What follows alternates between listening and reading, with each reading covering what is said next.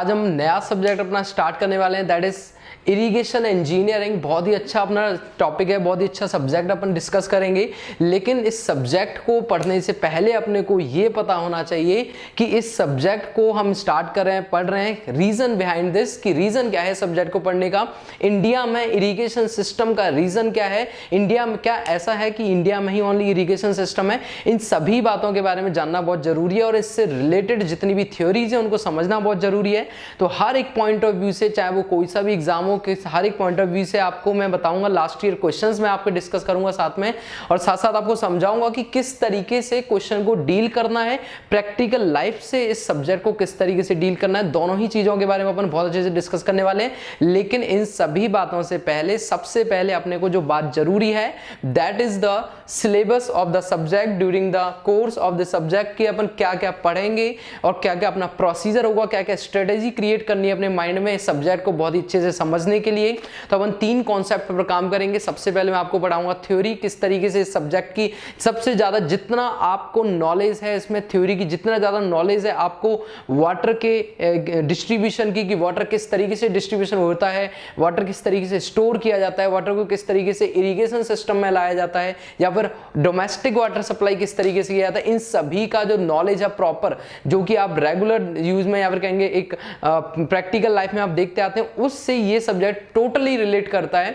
तो सबसे पहले अपन देखते हैं कि इस सब्जेक्ट में हमको क्या पढ़ना है, देन उसके बाद बेसिक से स्टार्ट करके हाईएस्ट लेवल तक।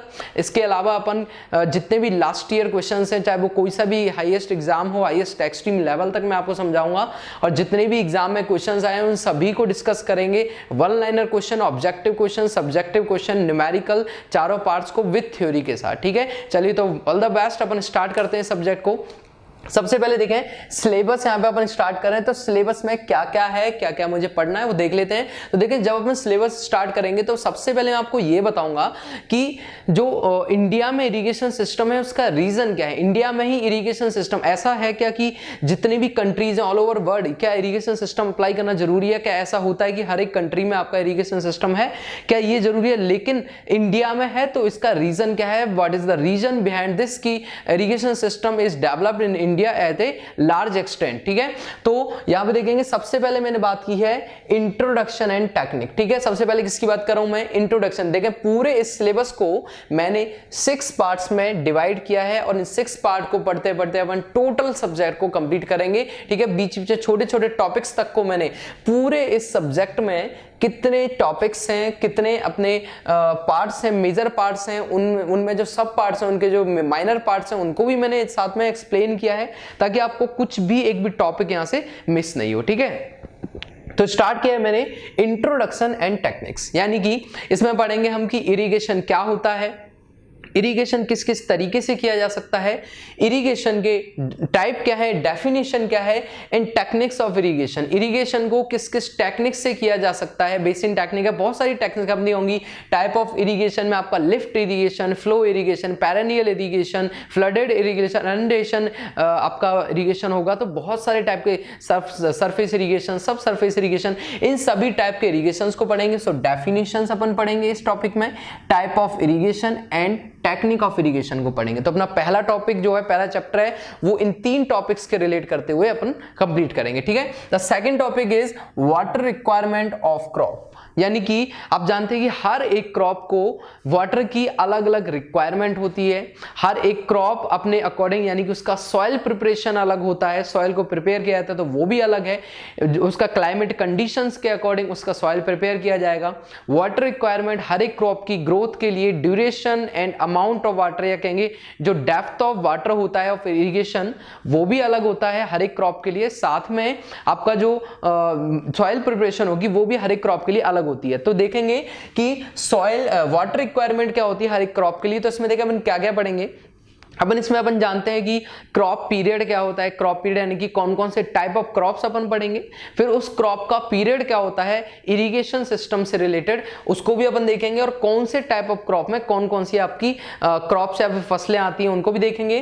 तो इसमें देखें मैं लिखा है basic term of, basic term जो भी, यानी बेसिक टर्म का मतलब क्या हुआ, क्रॉप पीरियड हो गया, ठीक है, कोर पीरियड हो गया, या फिर इन सभी के बारे में, डेल्टा वगैरह के बारे में अपन यहाँ पे डिस्कस करेंगे। देन उसके बाद अपन इसमें ड्यूटी क्या होता है, ड्यूटी को पढ़ेंगे।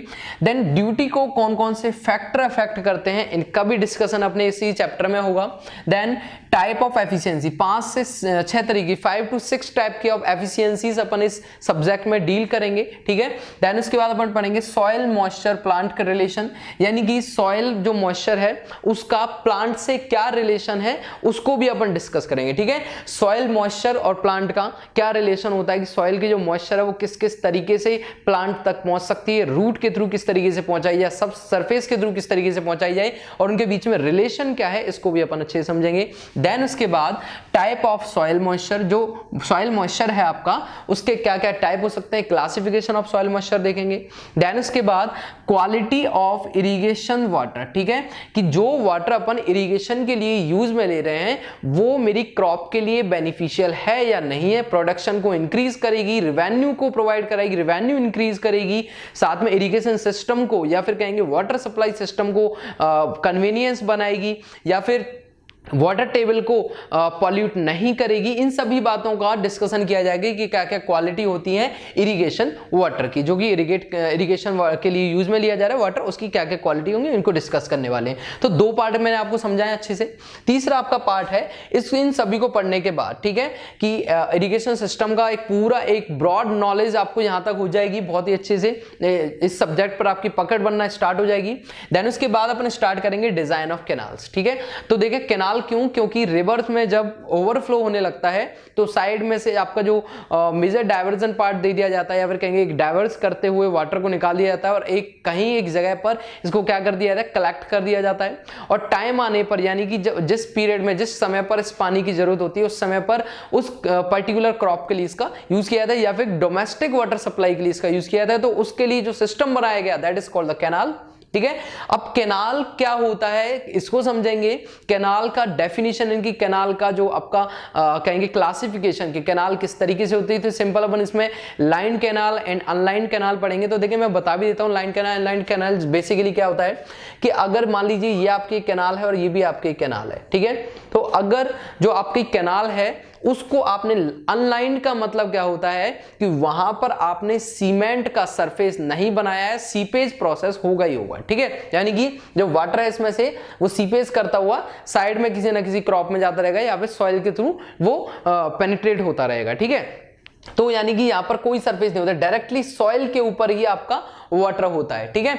और यहां पर अगर मैं बात करूंगा तो मान लीजिए ये आपकी अनलाइन कैनाल हो गई और लाइन कैनाल में क्या होता है, जो वाटर सरफेस होता है उसके नीचे एक सीमेंटेड सरफेस होता है, ठीक है, एक हार्ड रिजिड सरफेस होता है, सीमेंटेड सरफेस, जिससे सीपेज की प्रॉब्लम से बचा जा सकता है। तो अपन इसमें क्या पढ़ेंगे, देखें अपन इसमें पढ़ेंगे क्लासिफिकेशन ऑफ कैनाल। सबसे पहले कि कैनाल क्या क्या होती है, कैनाल किस तरीके की होती है, कैनाल क्यों बनाई जा रही है, इसको भी देखेंगे, ठीक है।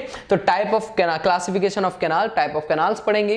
देन उसके बाद जो आपकी line canal and online canal हैं उनसे रिलेटेड कौन कौन सी थ्योरी, कौन कौन से आपके इंजीनियर ने दी है जो कि बहुत ही ज्यादा सक्सेसफुल हुई है और जिसके थ्रू अपने को इस कैनाल सिस्टम को समझना बड़ा आसान हो गया है, तो उसको भी अपन देखेंगे। यानी कि देखें जो अपन अनलाइन कैनाल पढ़ेंगे उनके बारे में जो स्टडी की जाएगी वो Kennedy theory and laces theory, ठीक है। कैनेडी थ्योरी और लेसिस थ्योरी, यहां से काफी ज्यादा क्वेश्चंस आपसे पूछे जाते हैं कैनेडी थ्योरी से भी और लेसिस थ्योरी से भी, तो इन दोनों को बहुत अच्छे से समझेंगे अपन, क्योंकि ये किसके लिए है, अनलाइन कैनाल की डिजाइन के लिए, ठीक है। देन उसके बाद अपन जो आपका शील्ड थ्योरी है, ये एक अलग स्पेशल थ्योरी है जो कि अपन ट्रैक्टिव फोर्स के कैलकुलेशन है, ट्रैक्टिव फोर्स को समझने के लिए अपन इसको डील करेंगे। देन इसके बाद design of line canal. Design of line canal का मतलब समझें, लाइन कैनाल ऑफ डिजाइन का मतलब ये डिपेंड करेगा लाइनिंग सरफेस, यानी कि किस तरीके का उसका शेप है, लाइन है, यानी कि उसके शेप के ऊपर, उसके पैरामीटर के ऊपर या फिर बाउंड्री कंडीशंस के ऊपर डिपेंड होगा और तब इसका डिजाइन किया जाएगा लाइन कैनाल का, ठीक है। तो ये जो पार्ट है अपना डिजाइन ऑफ कैनाल, ये बहुत ही सिंपल, आपको इसका इंट्रोडक्शन ही समझ में आएगा और इसको जब अपन समझेंगे तो बहुत ही ज्यादा आपको माइंड को एकदम फ्री रखना पड़ेगा और बहुत ही अच्छे से अपन इसको डील करेंगे, ठीक है। चलें नेक्स्ट क्वेश्चन को, नेक्स्ट जो अपना टॉपिक है उसको अपन डिस्कस करें। The next chapter is theory of seepage, ठीक है। थ्योरी ऑफ सीपेज को देखते हैं। अब देखिए थ्योरी ऑफ सीपेज का मतलब क्या है कि जब कभी भी एक सिस्टम बनाया जा रहा है तो उसका अगर यदि सरफेस आपका रिजिड नहीं है तो वहां से क्या होगा, सीपेज की प्रॉब्लम होने लगेगी। सीपेज की प्रॉब्लम का मतलब क्या है कि वहां से वाटर जो है आपका वो पेनिट्रेट करता करता सॉइल के अंदर चला जाएगा, तो उसको मुझे बचाना है। उसके लिए मैं सीपेज थ्योरी के बारे में डिस्कस करता हूं, थ्योरी ऑफ सीपेज के बारे में। तो देखिए सबसे पहले बात करेंगे component of diversion. Component of diversion headwork. Component of diversion headwork का मतलब है हर एक कंपोनेंट, एक डायवर्जन ऑफ हेडवर्क यानी कि यहां से जहां से पानी को अपन डाइवर्ट कर रहे हैं, एक डायरेक्शन से दूसरी डायरेक्शन में टर्न कर रहे हैं, उससे रिलेटेड जो आपकी थ्योरी होगी that is the component of diversion headwork. और इससे को समझने के लिए यानी कि सीपेज को सॉल्व करने के लिए, रिजॉल्व करने के लिए, इस प्रॉब्लम का सॉल्यूशन ढूंढने के लिए जो थ्योरीज आपके सामने रिप्रेजेंट करेंगे that are the Bligh's theory and Khosla theory. I hope आपको समझ में आ रहा होगा कि जो आपका सीपेज हो रहा है, अब सीपेज फेलियर से बचाने के लिए सिस्टम को, इरिगेशन सिस्टम को बचाने के लिए, कैनाल सिस्टम को बचाने के लिए जो थ्योरीज अपन पढ़ेंगे that are the Bligh's theory and Khosla theory. ठीक है, Bligh's theory and Khosla theory का डिस्कशन करेंगे अपन। ओके, तो ये आपको समझा। फोर्थ पॉइंट पे क्या पढ़ेंगे, थ्योरी ऑफ सीपेज को समझेंगे। देन उसके बाद देखते हैं next topic is introduction to canal regulation, cross drainage work, storage headwork. ठीक है, ये आपके 3 पार्ट, यानी कि जो आपका 5th पॉइंट है, ये जो आपका पॉइंट है, ये अगर ध्यान रखेंगे कि ये जो तीनों टॉपिक्स हैं, इन तीनों टॉपिक्स को मैंने ब्लैक हेडलाइन में आपको मेन टॉपिक्स को रिप्रेजेंट किया है। तो इस जो 5th पॉइंट में तीनों टॉपिक्स हैं, ये आपको ज्यादा डेप्थ में नहीं समझने, क्योंकि यहां से आपको इतना ज्यादा डेप्थ में नॉलेज लेने की जरूरत ही नहीं पड़ेगी। एग्जाम में यहां से क्वेश्चंस काफी ज्यादा कम पूछे जाते हैं। दूसरी चीज, लेकिन हम इस तरीके से इसकी थ्योरी को स्टडी करेंगे, इस तरीके से इसके डिजाइन को स्टडी करेंगे, जिससे कि एग्जाम में लास्ट ईयर आने वाले एंड अपकमिंग इंपॉर्टेंट क्वेश्चन को अपन अच्छे से डील कर पाएंगे। ठीक है, तो अपन तीनों को देखें। इंट्रोडक्शन ऑफ कैनाल रेगुलेशन का मतलब क्या है। सबसे पहले कैनाल रेगुलेशन का मतलब रेगुलेटर्स, टाइप ऑफ रेगुलेटर्स, कौन कौन सा रेगुलेटर किस तरह यूज किया जाता है, कहां पर इसको यूज करना चाहिए। तो सबसे पहले पढ़ूंगा कैनाल रेगुलेशंस के बारे में। देन उसके बाद दूसरा आ गया अपना cross drainage work and storage headwork. तो देखें क्रॉस ड्रेनेज वर्क में क्या आएगा आपका, एक्यूडक्ट आ जाएगा, साइफन एक्यूडक्ट आ जाएगा आपका। ठीक है, किसमें आएगा, क्रॉस ड्रेनेज वर्क में आपका एक्यूडक्ट आ जाएगा, साइफन एक्यूडक्ट आ जाएगा। देन स्टोरेज हेडवर्क में कौन आएगा, ब्रिज आ जाएगा आपका, या फिर कहेंगे डैम आ जाएगा आपका, रिजर्वायर आ जाएगा आपका, किसमें, स्टोरेज हेडवर्क में।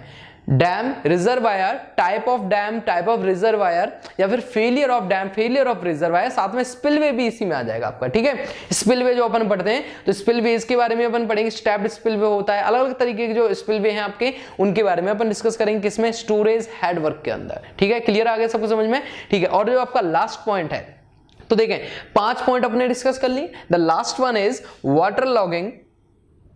ठीक है, वाटर लॉगिंग का मतलब है ये एक प्रॉब्लम है। वाटर लॉगिंग क्या है, ये एक बीमारी है इरिगेशन सिस्टम की, ये एक प्रॉब्लम है। वाटर लॉगिंग मींस वाटर से रिलेटेड प्रॉब्लम्स, वाटर से रिलेटेड लॉगिंग सिस्टम, जिसमें कि वाटर क्या हो रहा है, कहीं ना कहीं किसी ना किसी प्रॉब्लम को फेस कर रहा है, that is called water logging. तो वाटर लॉगिंग, इसकी सबसे पहले अपन डेफिनेशन पढ़ेंगे कि इसकी डेफिनेशन क्या होती है, वाटर लॉगिंग होने के रीजंस क्या होते हैं, उनके बारे में अपन कॉजेज, रीजंस को डिस्कस करेंगे। इन रीजंस के बाद, समझ रहे हैं आप, डेफिनेशन पहले वाटर लॉगिंग क्या होती है और इसके रीजंस क्या है, वाटर लॉगिंग किस तरीके से हुई है, देन उसको कंट्रोल कैसे किया जाए, वाटर लॉगिंग को कंट्रोल किस तरीके से की जाए, इसको भी स्टडी करेंगे। लास्ट में the leaching action, leaching action क्या होता है, इन सभी के बारे में अपन स्टडी करेंगे। तो आई होप आपको पूरा सिनेरियो, एक पूरा सीन, एक पिक्चर आपके माइंड में फिट हो गई होगी कि इस पूरे सब्जेक्ट में विदाउट कंफ्यूजन मैं कौन सा चैप्टर पढ़ूंगा, कौन सा टॉपिक में डिस्कस करूंगा, किस सीक्वेंस में मैं डिस्कस करूंगा, एंड पूरे स्ट्रेटेजी अपन लेके चल रहे हैं। ठीक है, पूरी स्ट्रेटेजी से क्या होगा, आपको माइंड में एकदम क्लियर होंगी, और साथ साथ अपन करते चलेंगे, एक एक पॉइंट टू पॉइंट, एक एक लेक्चर वाइज अपन पढ़ते चलेंगे, तो अपने ये सब्जेक्ट लास्ट तक जाके आपको एक्यूरेटली क्लियर आपके माइंड में होगा। ठीक है, साथ में क्वेश्चंस को अपन डील करेंगे। ओके, तो देखिए मैं आपको स्ट्रेटेजी आपको अपन देख लेते हैं। सबसे पहले अपन थ्योरी को पढ़ेंगे। ठीक है, सबसे पहले आपका थ्योरी पार्ट अपन डिस्कस करेंगे, देन उसके बाद अपन वन लाइनर क्वेश्चन डिस्कस करेंगे।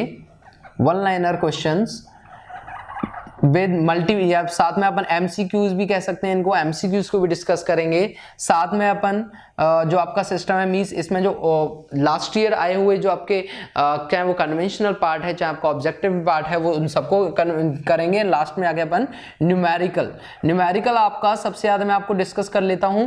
न्यूमेरिकल आपका देखें ड्यूटी एंड डेल्टा, इन सब के ऊपर बहुत ज्यादा न्यूमेरिकल काफी बार आपके लास्ट ईयर एग्जाम्स में अच्छे अच्छे क्वेश्चंस पूछे हुए हैं, repetitive questions, same concept question यहां से आते हैं, ठीक है। देन इसके अलावा आप कैनेडी थ्योरी, लेसिस थ्योरी, यहां से आपके डिजाइनिंग के लिए क्वेश्चन बन जाएंगे आपको, ठीक है। और डिजाइन ऑफ लाइन के लिए या ब्लिक्स थ्योरी से भी कुछ क्वेश्चन पूछ लिए जाते हैं। जनरली आपको Kennedy theory, laces theory and आपको ड्यूटी डेल्टा, इन सब के क्वेश्चंस को आपको डील करना है, ठीक है, न्यूमेरिकल्स में। तो ये अपनी स्ट्रेटेजी होगी इस सब्जेक्ट को पढ़ने के लिए। अब स्ट्रेटेजी को अपने समझ लिया है तो अब अपन देखने वाले हैं सबसे पहला chapter, that is the introduction and technique of irrigation. So what is the irrigation, what is the introduction system, let's start. चलिए तो देखें, जो अपना इरिगेशन सिस्टम है ये ओनली इंडिया में है ऐसा जरूरी नहीं है, और किसी अदर कंट्री में भी हो ऐसा भी जरूरी नहीं है। ये डिपेंड करता है रेनफॉल के ऊपर कि रेनफॉल किस तरीके से हुई है या रेनफॉल किस तरीके से नहीं हुई है, ठीक है। तो अपन स्टार्ट करते हैं अपना पहला चैप्टर, बहुत ही ब्यूटीफुल चैप्टर है अपना, दैट इज इंट्रोडक्शन, ठीक है। फर्स्ट अपना चैप्टर है दैट इज इंट्रोडक्शन। तो देखते हैं इंट्रोडक्शन ऑफ इरिगेशन क्या होता है अपना, इसको अपन एक बार डील कर लेते हैं अच्छे से। तो देखें इंट्रोडक्शन में सबसे पहली बात ये आती है कि what is irrigation. Irrigation system की मुझे जरूरत कहां पे पड़ रही है, इरिगेशन जरूरत, why is necessary the irrigation in India, what is the irrigation, what are the type of irrigation and what is the techniques which are used for irrigation. तो इसको अपन डिस्कस करने वाले हैं। तो सबसे पहले बात आती है इंट्रोडक्शन, चैप्टर 1 में यहाँ पे लिख देता हूं, जो आपका चैप्टर 1 है, ठीक है, चैप्टर 1। तो देखें चैप्टर 1 अपना स्टार्ट हो चुका है, दैट इज इंट्रोडक्शन। सबसे पहली बात आती है कि इंडिया में इरिगेशन क्यों है। देखिए अपना जो इंडिया है वो ट्रॉपिकल रीजन में आता है, ठीक है। मैं बात कर लेता हूं थोड़ा सा, देखें ज्योग्राफी से भी रिलेटेड अपन बात करते हैं अगर, तो देखें जो अपना अर्थ है ये अपने अर्थ बना दिया है, ठीक है। मैं डायरेक्शंस को भी शो कर देता हूं ताकि आपको थोड़ा सा आइडिया लग जाए। नॉर्थ साउथ, यहाँ पे मैं इसको डायरेक्शन शो कर देता हूं इसकी, ठीक है। यहाँ पर कि अपन जानते हैं that are the north south east west, north south east and west, ये आपके डायरेक्शंस हैं, ठीक है। अब जो इंडिया है आप उसमें जानते हैं कि ये आपके पोल्स हैं, और अपन जानते हैं कि पोल्स पर जो अर्थ है अपना वो कैसा है, थोड़ा सा यहां से फ्लैट होता है, ठीक है। जो पोल्स हैं यहां पर और यहां पर क्या होता है अपना अर्थ फ्लैट होता है, ठीक है। तो मैं यहां पर क्या कर दिया, थोड़ा सा फ्लैट कर दिया, ठीक है। अब अपन जानते, और यहां पर जो इक्वेटर्स हैं ये क्या है, देखिए मैं बना भी देता हूं इस जगह पर, ये क्या है आपका इक्वेटर्स और ये क्या है आपका पोलर एक्सिस है, ठीक है। Equator axis and polar axis, so it is polar axis and this is equator axis, sorry this is equator axis and this is polar axis, ठीक है। ये पोलर एक्सिस हो गया और ये आपका इक्वेटर एक्सिस हो गया। अब बात यह है कि जो पोलर एक्सिस है आपको ये भी पता होना चाहिए साथ साथ जनरली कि पोलर एक्सिस अपने को पता चल गया ये फ्लैट है तो कैसा होगा, थोड़ा सा कम होगा, इक्वेटर एक्सिस थोड़ा ज्यादा, यानी कि इसका जो वैल्यू डायमीटर जो आपका डाया होगा वो कैसा होगा, थोड़ा ज्यादा होगा। तो अगर मैं इस डाया की बात करता हूं, इस डाया की बात करूं तो कंपैरिजन करता हूं, ठीक है। तो देखें जो इक्वेटर एक्सिस है आपका, इक्वेटर एक्सिस कितना होता है 12,756.80, ठीक है, एंड ये किलोमीटर में होगा। और अगर मैं पोलर एक्सिस की बात करूंगा it is 12,713.75 kilometre. I hope आपको समझ आया होगा। This is the 12,756.80 kilometre and this is the 12,713.75 kilometre almost, ठीक है, ये होता है। अब मींस ये ज्यादा है ये कम है, इन दोनों के बीच का अगर मैं डिफरेंस भी देखूंगा तो जो डिफरेंस होता है दैट इज 42.94, ठीक है, किलोमीटर। ये आपका क्या हो जाएगा, यहां से डिफरेंस हो गया, ठीक है। अब बात ये आती है, देखिए अपन जानते हैं ये आपका है 0 डिग्री, ठीक है, इक्वेटर एक्सिस जो आपका कितना है 0 डिग्री। अगर मैं इसकी बात करूंगा दैट इज 23 1/2 डिग्री, ठीक है, 23 से 1/2 डिग्री। और अगर इससे भी ऊपर अगर मैं बात करूंगा दैट इज 66 1/2 डिग्री, ठीक है, 66 1/2 डिग्री, ठीक है। तो ये अपन जानते हैं इन सभी पार्ट्स को। अब ये देखें अपना क्या है, ये जो टोटल पार्ट्स है इसके 2 पार्ट है, यानी कि मैंने आपको बनाया इक्वेटर एक्सिस, ये मैंने बता दिया पोलर एक्सिस, इनका डिफरेंस आपको बता दिया।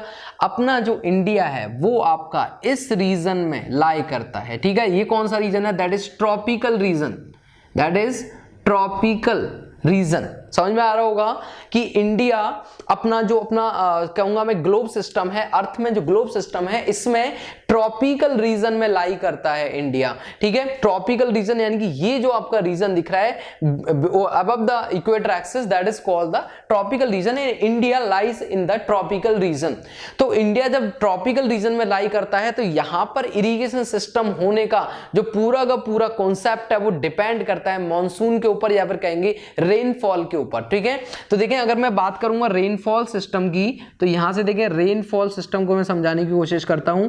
तो अगर रेनफॉल देखूंगा, इंडिया के अंदर रेनफॉल किसके ऊपर डिपेंड करता है, मॉनसून के ऊपर डिपेंड करता है, ठीक है। मॉनसून के ऊपर डिपेंड करेगा, यानी कि जब मॉनसून आएगा तभी आपका बारिश होगी, पानी स्टोरेज होगा, क्रॉप्स को डायरेक्टली वाटर सप्लाई होगी, अदरवाइज आपकी वाटर सप्लाई नहीं होगी अगर आपका वाटर यहां से यानी कि बारिश का पानी अगर आपका नहीं आ रहा है, ठीक है। सिंपल सा कॉन्सेप्ट चल रहा है। तो क्या कहूंगा, रेनफॉल डिपेंड कर रहा है मानसून के ऊपर, और आगे मैं लिख दिया नॉन यूनिफॉर्म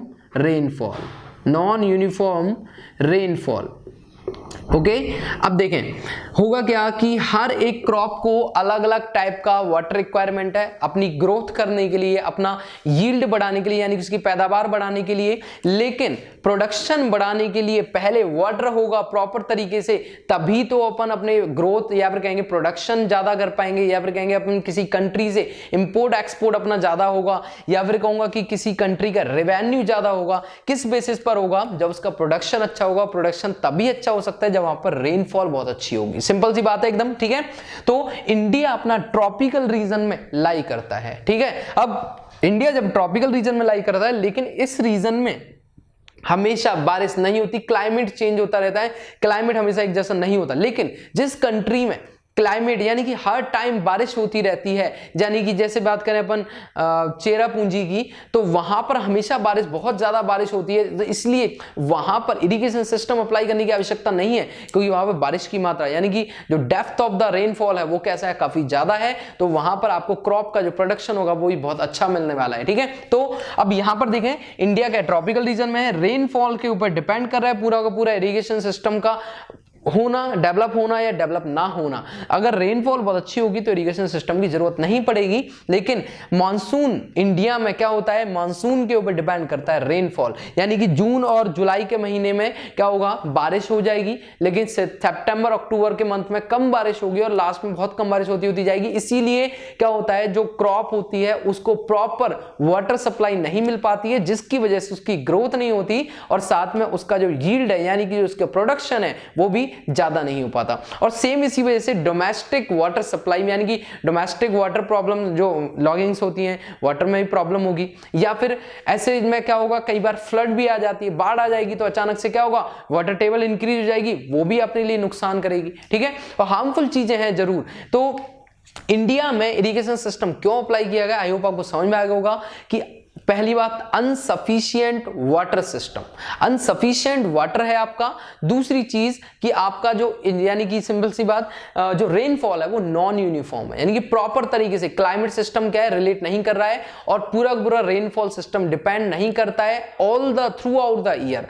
इस वजह से यहां पर अपने इंडिया में आपको किसकी जरूरत पड़ती है, इरिगेशन सिस्टम की जरूरत पड़ती है। तो इरिगेशन सिस्टम क्यों हो रहा है ये अपने समझ में आया अभी। अब देखें फॉर एग्जांपल मान लीजिए कि जो इरिगेशन सिस्टम है उसको मैं इसके ऐसे भी समझा सकता हूं कि मान लीजिए कोई क्रॉप है, फॉर एग्जांपल वीट को अपन ले लेते हैं, ठीक है। रबी की फसल होती है वीट यानी गेहूं, ठीक है। तो एग्जांपल मैं आपको समझा रहा हूं, एग्जांपल अभी अपन चैप्टर का इंट्रोडक्शन समझ रहे हैं ओनली, अभी अपन नहीं समझ रहे हैं कि इनसाइड क्या है इंट्रोडक्शन की। मैं अभी बात नहीं कर रहा हूं किसी चीज की, ओनली इरिगेशन का इंट्रोडक्शन अपन समझ रहे हैं, definition and type and techniques, ठीक है। तो मैं बात कर रहा हूं, देखिए फॉर एग्जांपल मैंने लिया है वीट का, ठीक है। वीट यानी कि जिसको अपन गेहूं बोलते हैं, ये आपकी रबी की क्रॉप होती है, रबी क्रॉप इज वीट।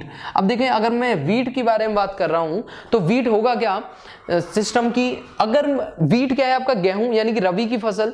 अब इसमें क्या होता है, पानी की जरूरत होती है, ठीक है। विदाउट वाटर क्या होगा, अगर इरिगेशन सिस्टम नहीं होगा ना तो ये फसल कभी भी ग्रोथ नहीं कर पाएगी, ठीक है। अपना जानते हैं इस चीज को। मैंने इस एग्जांपल को इसलिए लिया है क्योंकि all the student, all the members or all the citizens of the India know very well about the wheat crop, that is the rabi crop, and also it is required the more water for growth, ठीक है। तो wheat जो आपका रबी का फसल है, अब मैं सिंपल सी बात करता हूं, देखिए कि अगर मान लीजिए कि 1 नवंबर को आपने क्या किया, इसको बो दिया, जो आपके बीज थे, जो ये आपने क्रॉप को जो फसल उगाने का जो पहला प्रोसेस है, सबसे पहला जो आपका स्टेज है वो आपने कंप्लीट किया 1 नवंबर को, ठीक है। अब क्या होगा 20 नवंबर तक, यानी कि 20 दिन तक, 20 नवंबर, ठीक है, 20 नवंबर तक यहां पर जो वाटर की जो डेप्थ चाहिए होती है, वाटर की डेप्थ चाहिए होती है 10 सेंटीमीटर, यानी कि water depth for the growth of the crop is required as 10 centimetre 20 दिन तक के लिए, ठीक है। उसके बाद अगर मैं बात करूंगा 20 नवंबर से 20 दिसंबर तक, ठीक है, 20 नवंबर से अगर मैं बात कर रहा हूं 20 दिसंबर तक, तो 20 दिसंबर तक यानी कि 1 मंथ आपका हो चुका है, ठीक है। या आपका क्या हो चुका है, दैट इज 1 मंथ, 1 महीना आपका हो चुका है। और यहां पर जो रिक्वायरमेंट होगी क्रॉप की, दैट इज 6 सेंटीमीटर, ठीक है। कितनी हो जाएगी, दैट इज 6 सेंटीमीटर, ये आपकी क्रॉप की रिक्वायरमेंट हो जाएगी, ठीक है। क्या है ये 6 सेंटीमीटर वाटर डेप्थ की रिक्वायरमेंट होगी जब 1 महीना टाइम गुजरेगा, ठीक है। देन उसके बाद 20 दिसंबर से, यानी कि 20 दिसंबर से लेके अगर मैं बात कर रहा हूं 20 जनवरी तक की, ठीक है, 20 जनवरी तक की अगर मैं बात कर रहा हूं, तो 20 जनवरी तक भी आपको कितनी रिक्वायरमेंट होगी, 1 महीने बाद भी 1 महीने तक आपको कितनी होगी, 6 सेंटीमीटर की रिक्वायरमेंट होगी। डेप्थ ऑफ वाटर यानी कि depth of the irrigation water कितनी रिक्वायरमेंट होगी, 6 सेंटीमीटर की। देन मान लीजिए इसको आपने यहां के बाद मार्च के महीने में, यानी कि 1 मार्च को आप क्या कर रहे हैं, इसका हार्वेस्टिंग कर रहे हैं, ठीक है। 1 मार्च को आप हार्वेस्टिंग कर रहे हैं, हार्वेस्टिंग, ठीक है। तो यहां से एक सिस्टम आपको समझ में आ रहा होगा कि जब से अपन ने यहां पर स्टार्ट किया, पहली स्टेज है, जब से बोया है मैंने वीट को या गेहूं को, उसके बाद से लेके लास्ट स्टेज तक, इस लास्ट यानी कि हार्वेस्टिंग तक, इसको कटाई तक, इसके काटने तक, अलग अलग स्टेज पर, अलग अलग ड्यूरेशन ऑफ द पीरियड पर, अलग अलग depth of the water requirement हुई है for the growth of the wheat crop, ठीक है। अब ये सिस्टम जिसके समझ में आ रहा है, यानी कि ये सिस्टम जो कह रहा है कि भाई अलग अलग टाइम पर अलग अलग वाटर रिक्वायरमेंट जरूरत पड़ रही है, लेकिन 1 महीने ही बारिश हो गई, लेकिन बाद में तो बारिश हुई नहीं, 2 महीने बारिश होगी, तीसरे महीने बारिश नहीं हुई, या फिर 1 महीने बारिश होगी, 2 महीने बारिश नहीं हुई, तो ग्रोथ ऑफ क्रॉप कैसे होगा। तो उस सिस्टम के लिए एक अलग से एक सिस्टम बनाया गया, दैट इज इरिगेशन सिस्टम, जो कि एक आर्टिफिशियल सिस्टम है। देखें, हाइड्रोलॉजी की अगर बात करूंगा तो हाइड्रोलॉजी क्या है, एक नेचुरल सिस्टम है, ठीक है। हाइड्रोलॉजी एक नेचुरल सिस्टम है, जबकि इरिगेशन एक आर्टिफिशियल सिस्टम है। हाइड्रोलॉजी का मतलब ये होता है कि पानी पूरे इस एटमॉस्फेयर में किस तरीके से घूम रहा है, यानी कि वाटर जहां से स्टार्ट होता है वहीं की वहीं साइकिल के रूप में घूमता है, वाटर साइकिल अपन पढ़ते हैं, ठीक है। तो हाइड्रोलॉजी, अब इसको अपन हाइड्रोलॉजिकल साइकिल बोलते हैं कि वाटर आपका सबसे पहले क्या हो रहा है कि मान लीजिए बादल बन रहे हैं, बादलों से क्या हो रहा है, पानी आ रहा है, पानी गिर रहा है, तो आपका कहीं पे इन्फिल्ट्रेशन भी हो रहा है, आपका ट्रांसपिरेशन भी हो रही है, आपकी इवेपोरेशन भी हो रहा है, ठीक है, बेस फ्लो भी हो रहा है। तो सारे के सारे जो के पार्ट हैं, यानी कि अपन देखते हैं कि वाटर, नेचुरल वाटर किस तरीके से साइकिल के फॉर्म में घूम रहा है और किस किस तरीके से इसको जो नेचुरल वाटर है उसी को डिवाइड किया जा रहा है, ठीक है। लेकिन यहां पर क्या किया जा रहा है, एक आर्टिफिशियल सिस्टम तैयार किया जा रहा है इरिगेशन में, जिसे तैयार करने के बाद में इसको क्या किया जाएगा, जहां पर रिक्वायरमेंट होगी वहां पर अलग अलग डिस्ट्रीब्यूटिव या कहेंगे अलग अलग कैनाल सिस्टम या सब कैनाल सिस्टम के थ्रू या माइनर कैनाल सिस्टम के थ्रू अलग अलग जगह जहां पर रिक्वायरमेंट होगी वहां पर इसको ट्रांसफर या फिर कहेंगे वहां पर इसको डिलीवर कर दिया जाएगा। तो ये क्या है, आर्टिफिशियल सिस्टम है, हाइड्रोलॉजी क्या है अपन नेचुरल सिस्टम है। ठीक है, ये चीज एक मेन डिफरेंस आप याद रखेंगे। तो ये आपको सिस्टम समझ में आ गया कि अलग अलग टाइम पर क्रॉप को अलग अलग डेप्थ ऑफ वाटर की रिक्वायरमेंट होती है, इस वजह से एक आर्टिफिशियल सिस्टम डेवलप करना जरूरी है due to the non uniform rainfall in the India. तो यहां तक आपको ये समझ में आया कि ये क्या हुआ। अब सबसे पहले मैं स्टार्ट यहां पे लिख देता हूं स्टार्टिंग में कि क्या है आपका जो इरिगेशन है, व्हाट इज इरिगेशन। तो देखेंगे अपन इरिगेशन क्या है। तो डेफिनेशन इसकी मैं बात कर रहा हूं तो देखें, सबसे पहले लिखूंगा it is an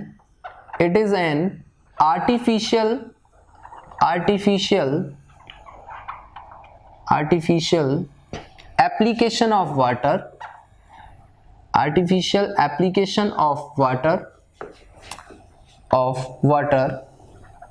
throughout the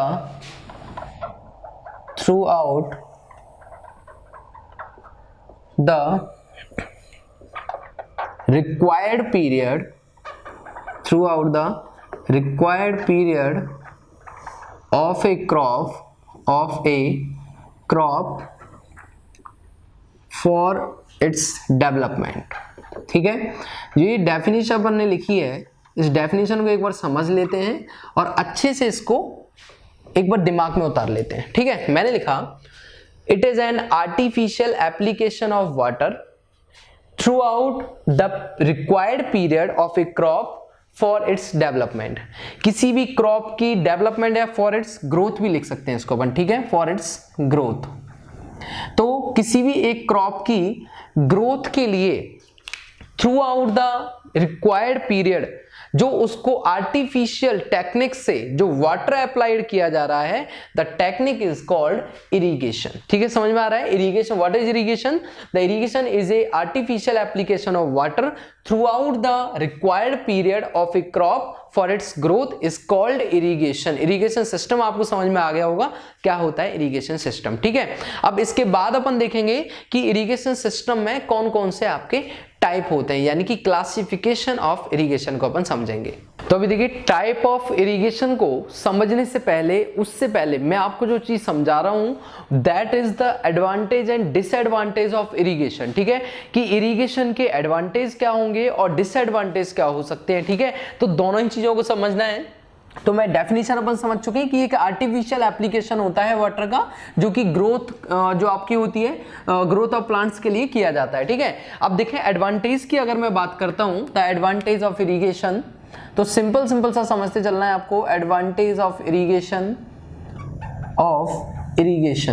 अब अपन जानते ही हैं सबसे बड़ा एडवांटेज तो क्या होगा कि प्रोडक्शन जो होगा, क्रॉप जो प्रोडक्शन ऑफ क्रॉप होगा वो क्या होगा, मैक्सिमम होगा। और वही तो मुझे रिक्वायर्ड है। अगर यदि प्रोडक्शन ऑफ क्रॉप आपका सबसे ज्यादा है, ज्यादा से ज्यादा हो रहा है, इंपोर्ट एक्सपोर्ट भी ज्यादा होगा, प्रोडक्शन ज्यादा होगा, रेवेन्यू ज्यादा होगा, सिंपल सी बात है। ठीक है, अब प्रोडक्शन ज्यादा होने का रीजन क्या है, प्रॉपर इरिगेशन। यानी कि पहले मेरे प्लांट्स को, पहले मेरे क्रॉप को प्रॉपर ग्रोथ के लिए इतना वाटर रिक्वायरमेंट नहीं था, यानी कि इतना जो वाटर मेरे को मिल रहा था वो प्रॉपर तरीके से गाइड नहीं कर पा रहा था मेरे प्लांट को। लेकिन अभी प्लांट को गाइड करने के लिए मेरे पास स्टोर्ड वाटर है जो कि क्या करेगा, इरिगेट करेगा और क्या करेगा, उसकी ग्रोथ को कंप्लीट करेगा। ठीक है, तो सबसे मेन जो एडवांटेज है that is the growth of the plant, और या फिर कह सकते हो the production, good production of the crop. ठीक है, तो देखें इसमें मैं स्टार्ट कर रहा हूं, एक एक पॉइंट को अपन डिस्कस करेंगे। ठीक है, क्या क्या एडवांटेज हो सकते हैं। जितना ज्यादा इस सब्जेक्ट से जुड़ेंगे उतना ज्यादा ये सब्जेक्ट अपने को आगे से आगे जोड़ता चला जाएगा। ठीक है, चलें देखिए, सबसे पहले अगर मैं बात करूंगा एडवांटेज की, तो एडवांटेज इज मैक्सिमम यील्ड। सबसे पहले मैंने बात की है मैक्सिमम यील्ड ऑब्टेनिंग। ठीक है, मैक्सिमम यील्ड ऑब्टेनिंग। अब मैक्सिमम यील्ड ऑब्टेनिंग क्या होता है, कैसे होता है, इसको समझ लेते हैं। भाई यील्ड का मतलब है सबसे ज्यादा प्रोडक्शन। ठीक है, क्या होता है, यील्ड मींस सबसे ज्यादा प्रोडक्शन। इसको मैं लिख देता हूं, means maximum production.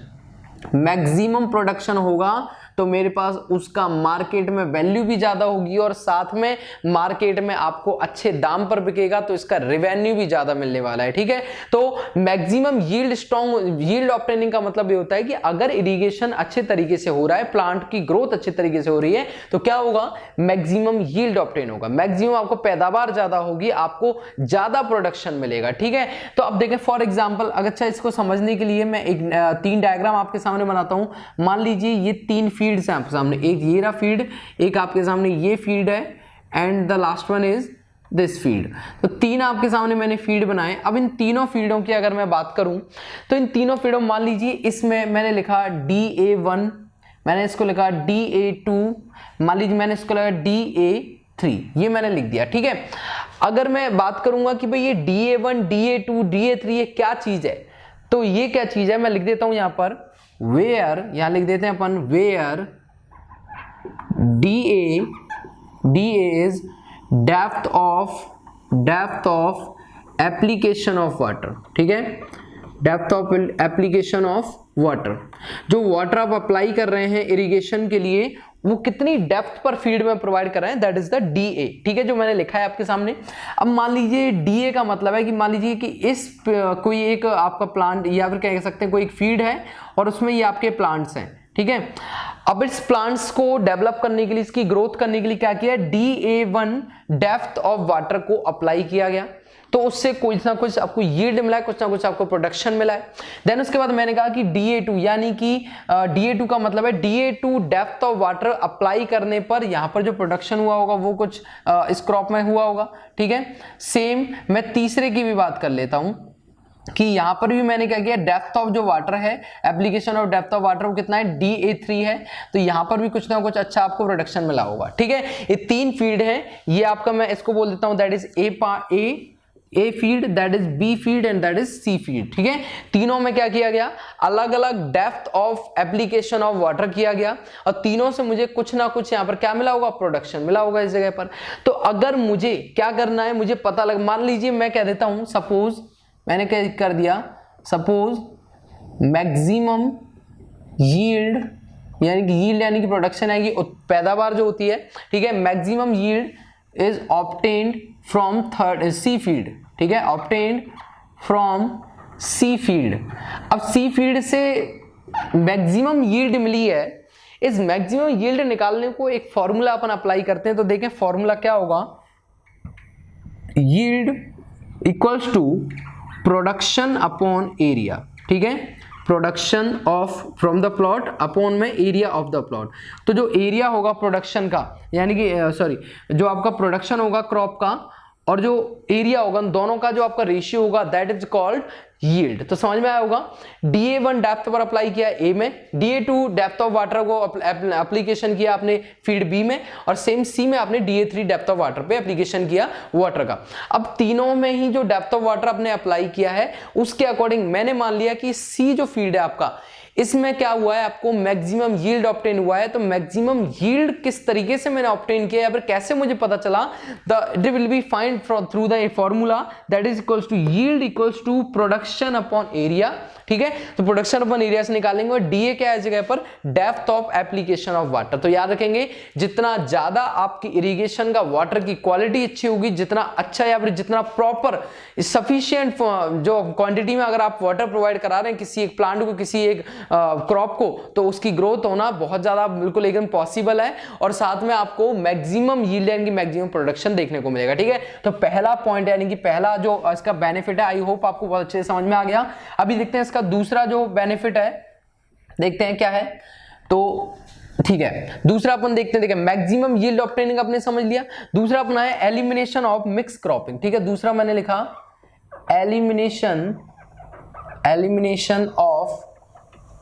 Of mixing या फिर कहेंगे मिक्स क्रॉपिंग। ठीक है, मिक्स क्रॉपिंग का जो एलिमिनेशन किया जाता है उसमें भी इसको हेल्प किया जाता है। ठीक है, इसका मतलब समझते हैं, इसका मतलब क्या है।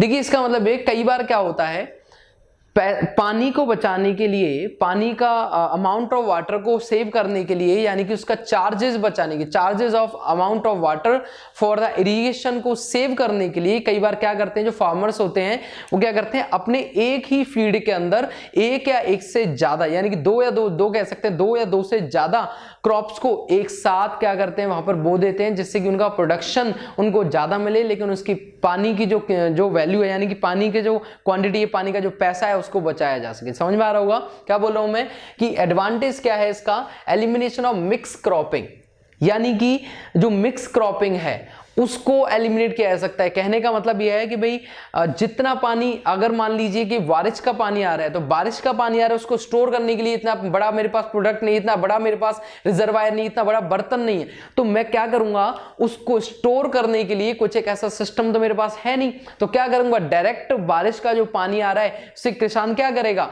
एक ही खेत में 2 या 2 से ज्यादा आपके सामने जो क्रॉप्स होंगी वो देखने को मिलेंगी वहां पे, क्योंकि जो पानी आ रहा है उसको बचाना चाहता है। लेकिन जो आपका एडवांटेज यानी कि इरिगेशन क्या कर रहा है, हर एक क्रॉप को जितनी रिक्वायरमेंट है उतना प्रोवाइड करा रहा है, ठीक है। लेकिन एक चीज याद रखेंगे, मिक्स क्रॉपिंग से ये तो फायदा हो रहा है, लेकिन मिक्स क्रॉपिंग नुकसान करती है हमेशा।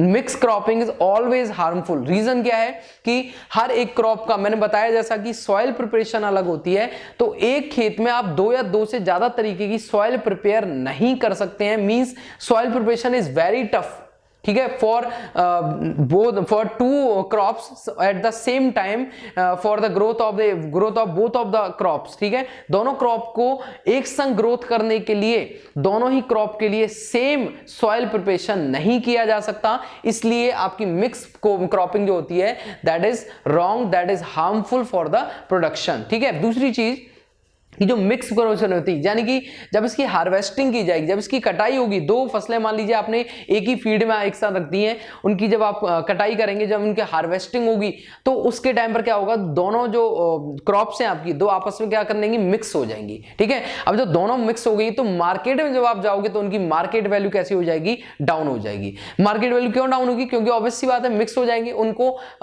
डिफरेंशिएट करना बड़ा मुश्किल हो जाएगा। इसीलिए मार्केट में जब जाएंगे, देखा होगा अगर आपने गेहूं में और मान लीजिए जौ या चने या इनकी खेती की है और वो आपस में मिक्स हो गया, अगर आप सेल करते हो तो ऑब्वियस सी बात है उसकी वैल्यू बहुत कम हो जाती है, मार्केट वैल्यू कम हो जाएगी। इसीलिए mix cropping is not good for the according to the irrigation और अकॉर्डिंग टू द कह सकते हैं एग्रीकल्चर ऑल्सो, ठीक है। अच्छा, नेक्स्ट को देखते हैं अपन।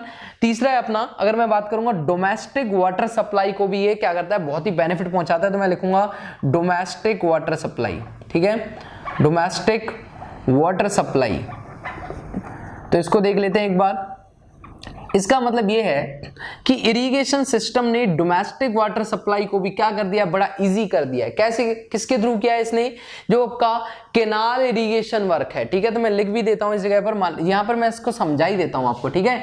क्या होता है देखें, मैंने लिखा केनाल इरिगेशन वर्क, किस तरीके से कैनाल के थ्रू इरिगेशन भी होता है और डोमेस्टिक भी काम होता है, ठीक है। कैनाल इरिगेशन वर्क को अपन समझ रहे हैं, तो इसको बहुत अच्छे से एक बार समझना किस तरीके से अपन जानते ही हैं। वैसे तो जनरली क्या होता है, जो वाटर होता है उससे इरिगेशन भी की जाती है पाइप्स के थ्रू, या फिर कहेंगे अपन जो अपना वाटर बाउंड्री सिस्टम होता है, या फिर कहेंगे अपन जो वाटर डिस्ट्रीब्यूशन सिस्टम होता है, सिटीज का प्लान, जो प्लान बनाए जाते हैं उनमें, तो उनका ही पूरा सिस्टम मैं बता रहा हूं, that is canal irrigation work. अब देखिए इसमें होगा क्या, इसमें कैसे काम चलता है। मान लीजिए कि यहां से यहां तक मैं कह रहा हूं कि ये आपका क्या है, एक रिवर है, ठीक है। सिंपल समझना है अपने को कि मान लीजिए कि ये क्या है, आपकी रिवर है ये, ठीक है। अब ये रिवर क्या होगा कि किसी ना किसी सीजन में जब बारिश तेज आने लगेगी तो क्या होगा, रिवर मान लीजिए फ्लो कर रही है इधर की साइड, कि कभी कभी क्या होगा, इस जगह पर रिवर फ्लो करते टाइम यहां पर ओवरफ्लो होने लगेगा। जब बारिश का यानी कि वाटर टेबल जब ऊपर चढ़ने लगेगी, जब उसमें राइज होने लगेगा, तो क्या होगा, उस जगह पर जो वैल्यू यानी कि वाटर टेबल जब बढ़ने लगेगी, तो यानी कि ओवरफ्लो जब होने लगेगा तो रिवर का जो पानी होगा वो वेस्ट होगा, बाहर आने लगेगा, वेस्ट होने लगेगा, ठीक है। तो क्या करते हैं उस जगह पर, इसको रोक के, यानी कि मैंने क्या किया, यहां पर एक मान लीजिए एक डायवर्जन लगा दिया इस जगह पर, ठीक है, मैंने क्या किया, इसको डाइवर्ज कर दिया। अब ये वियर भी हो सकती है, बैरेज भी हो सकता है, कुछ भी हो सकता है, ठीक है, तो मैंने क्या किया, इसको डायवर्जन का लगा दिया इस जगह पर, डायवर्जन, ठीक है, डायवर्जन वियर भी हो सकता है, बैरेज भी हो सकता है, कोई वॉल कुछ भी हो सकता है, ठीक है, कोई भी स्ट्रक्चर जिससे क्या कर दिया गया है, रिवर के वाटर को यहाँ पर रोक दिया गया है। अब रिवर के वाटर को रोक के क्या कर दिया मैंने, यहां से एक हेड रेगुलेटर प्रोवाइड करा दिया। हेड रेगुलेटर का मतलब है यहां से ही एंट्री दी जाएगी वाटर को, या फिर यहीं पास में हो सकता है इसके, ठीक है, यहां से एंट्री दी जाएगी वाटर को एंट्री करने के लिए एक कैनाल के अंदर, जो मेन कैनाल है उसके अंदर, या सिटी में जाने के लिए, ठीक है। तो रिवर बह रही है, डायवर्जन मैंने बीच में लगा दिया, यहां से क्या किया मैंने, डायवर्ज कर दिया इसको, ठीक है। अब डायवर्ज किया तो देखो ये कैनाल के बारे में डिस्कस कर रहा हूं अपन। मान लीजिए कि ये आपकी हो गई मेन कैनाल, ठीक है, ये क्या है आपकी, दैट इज मेन कैनाल, है ना। अब मेन कैनाल ये हो चुकी है आपकी। अब क्या होगा, मान लीजिए यहां से कोई सिस्टम जा रहा है और ये कहां जा रहा है, डोमेस्टिक के लिए जा रहा है। मैं लिख देता हूं इसको मैं समझाने के लिए कि भाई ये ऐसा कुछ सिस्टम है अपना। मान लीजिए ये क्या है आपका, मैं सारी चीजें एक बार डायग्राम ड्रॉ कर लेते हैं, उसके बाद अपन सारी चीजें सिस्टम समझा देता हूं ये आपको, ठीक है। ये कुछ इस तरीके से जा रहा होगा और यहाँ से अपने पास जो वैल्यू होगी that will going through this side also. तो इसके बारे में अपन एक बार डिस्कस करेंगे, पहले इसको एक बार मैं बना लेता हूँ, ठीक है। चलिए ये आपका बन चुका है अभी, ठीक है। अब देखें सिस्टम समझ लेते हैं एक बार। रिवर थी, पानी जा रहा था, डायवर्जन लगा दिया, पानी को डाइवर्ट कर दिया, डायरेक्शन चेंज कर दी वाटर की, ठीक है। क्यों, क्योंकि वेस्टेज हो रहा है, पानी का यूज करना है मेरे को, ठीक है। इसको रिसाइकल कह सकते हैं, रीयूज करना है, या फिर इसका एडवांटेज उठाना है अपने को, ठीक है, इसका फायदा उठाना है। तो मैंने क्या किया, इसको मैंने कह देता हूं हेड डायवर्जन, ठीक है, या फिर कह सकता हूं हेड रेगुलेटर। इसको मैंने बोल दिया हेड रेगुलेटर, यानी कि यहां से क्या होगा, पानी को रेगुलेट किया जाएगा, वाटर को यहां से रेगुलेट किया जाएगा, अलग अलग डायरेक्शन में भेजा जाएगा इस जगह से वाटर को। अब यहां से पानी आ रहा है तो देखिए ये भी आपकी कैनाल है, ये भी कैनाल है, ये मेन कैनाल है, यहां से वाटर आपका क्या हो रहा है, डिस्ट्रीब्यूट हो रहा है। तो पहले यहां पानी जा रहा था, मैंने क्या किया, डायवर्ज कर दिया इस डायरेक्शन में, वाटर को डायवर्ज कर दिया। तो मैंने क्या किया, ये आपकी क्या होगी, मान लीजिए आपकी ब्रांच कैनाल है, ठीक है। ब्रांच कैनाल में क्या किया मैंने, पानी को भेज दिया इधर की तरफ, मैंने ब्रांच कैनाल में पानी को भेज दिया। फिर उसके बाद वाटर यहां से जा रहा है, ठीक है। अब डिस्ट्रीब्यूटरी के थ्रू, ये क्या है आपकी, ये दैट आर डिस्ट्रीब्यूटरी, ठीक है। डिस्ट्रीब्यूटरी अपन जानते हैं, आगे अपन देखेंगे भी डिस्ट्रीब्यूटरी क्या होता है। तो ये आपकी डिस्ट्रीब्यूटरी है। मान लीजिए यहां से वाटर आपका यहां से इस तरीके से आगे जा रहा है, यहां पे भी आगे जा रहा है, यहां पर मान लीजिए ये आपका क्या है, फील्ड है, ठीक है, दैट इज फील्ड, ठीक है। और इधर जब पानी जा रहा है, मान लीजिए इधर मैं भेज रहा हूं, एक इधर पानी जा रहा है, इसको मैं बोल देता हूं डोमेस्टिक सप्लाई या डोमेस्टिक वर्क, ठीक है, डोमेस्टिक वर्क। तो एक सिस्टम आपको समझ में आ रहा होगा कि इरिगेशन डोमेस्टिक वाटर सप्लाई को किस तरीके से एडवांटेज प्रोवाइड कराता है, ठीक है। क्या है कि भाई जो रिवर में जो पानी जा रहा था उसको एडवांटेजेस क्या किया गया, स्टोर किया गया, ठीक है, कैनाल्स के थ्रू उनको ट्रांसफर किया जा रहा है। तो देखें मेन कैनाल से इसको हेड रेगुलेटर के थ्रू इसको क्या किया जा रहा है, ऑपरेट किया जा रहा है, और जरूरत पड़ने पर इसको डोमेस्टिक सप्लाई के लिए भी काम में लिया जा रहा है, और साथ में इसको फील्ड में भी भेजा जा रहा है with the help of branch canal, with the help of distributaries, with the help of minor canals, ठीक है। तो क्या हो रहा है, पूरी कैनाल सिस्टम ये इस तरीके से वर्क करती है। तो आपको समझ में आया होगा कि भाई किस तरीके से वाटर अपना मेन कैनाल के थ्रू आपका डोमेस्टिक वर्क के लिए भी और फील्ड वर्क, फील्ड में दोनों में ही किसके लिए किस तरीके से जाता है, ठीक है। तो तीसरा जो एडवांटेज था that was domestic water supply. I hope ये आपको अच्छे से समझ में आया होगा, ठीक है। तो तीनों ही आपको एडवांटेज समझ में आया। नेक्स्ट अगर मैं बात करूंगा, देखें the fourth point is high food production, ठीक है। तो मैं लिखूंगा high food production, high food production भी होगा आपका, ठीक है। क्या क्या हुआ, maximum yield obtain, maximum yield होगी, ज्यादा से ज्यादा क्या होगा, प्रोडक्शन होगा, elimination of mix cropping elimination होगी, डोमेस्टिक वाटर सप्लाई को इजी कर दिया जाएगा इसके थ्रू, इरिगेशन के थ्रू। अगर मैं नेक्स्ट बात करूं तो देखें food production, high food production आपका होगा, ठीक है। अगर बात करूंगा प्रोटेक्शन अगेंस्ट ड्रॉट, अगर मान लीजिए सूखा कभी पड़ जाती है, अगर हम मान लीजिए अपने कैनाल सिस्टम बनाया, इरिगेशन सिस्टम आपका काम कर रहा है, अब किसी ना किसी रीजन से अनफॉर्चुनेटली क्या हो गया, ड्रॉट की कंडीशन आ गई, तो ड्रॉट की कंडीशन में क्या होगा, प्रोटेक्शन प्रोवाइड कौन कराएगा, इरिगेशन कराएगा, ठीक है। तो क्या लिखेंगे, प्रोटेक्शन अगेंस्ट ड्रॉट, ठीक है। नेक्स्ट पॉइंट आ गया आपका प्रोटेक्शन अगेंस्ट ड्रॉट, ड्रॉट के अगेंस्ट आपका क्या हो जाएगा, प्रोटेक्शन हो जाएगा। क्लियर है एकदम, ठीक है। नेक्स्ट देखें, एम्प्लॉयमेंट।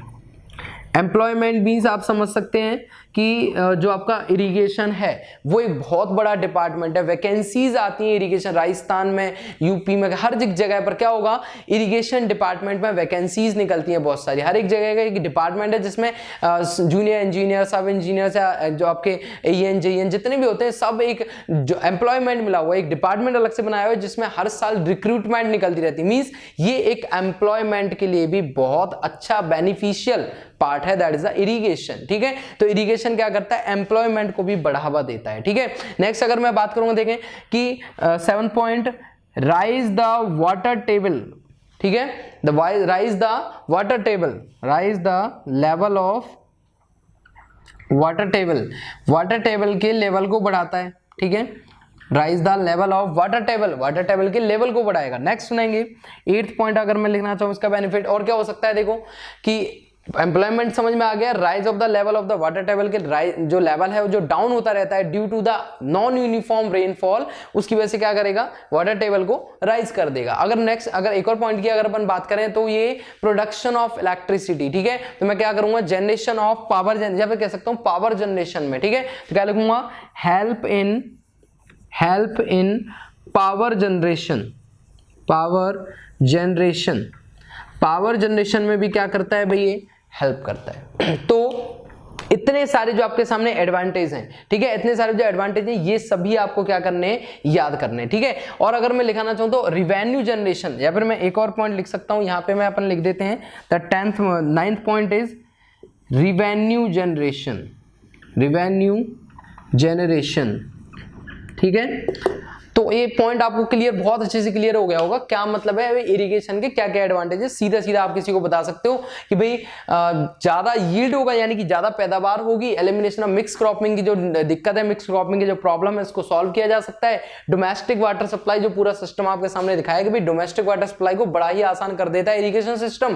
देन उसके बाद द वाटर फूड प्रोडक्शन, यानी कि सॉरी हाई फूड प्रोडक्शन, यानी कि फूड प्रोडक्शन है उसकी क्वालिटी हाई हो जाएगी और अच्छा प्रोडक्शन होगा, कम टाइम में ज्यादा अच्छा प्रोडक्शन अपन कर पाएंगे, ठीक है। नेक्स्ट है प्रोटेक्शन अगेंस्ट ड्रॉट, सूखा होने पर यही पानी या ये जो कैनाल सिस्टम है, ये जो इरिगेशन सिस्टम है, ये बहुत ज्यादा हेल्प करने वाला है। नेक्स्ट है एम्प्लॉयमेंट, यानी कि हर एक डिपार्टमेंट, इरिगेशन डिपार्टमेंट होता है हर एक स्टेट में, सेंट्रल में, तो वो क्या करता है, एम्प्लॉयमेंट प्रोवाइड कराता है for the youngsters, for the youths, ठीक है।